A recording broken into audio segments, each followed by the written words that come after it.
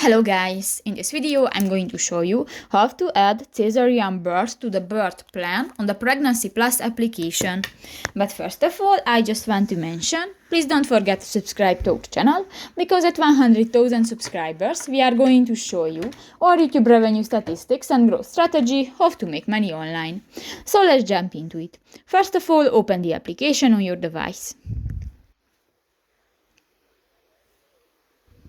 You click to the Me button next to the baby icon at the lower bar on the screen and go to the birth plan option. In the Select Items section, you can find the caesarean birth under the During Labor button. Click that. And here you can find different options. For example, I would like the baby to be given to my partner immediately after delivery.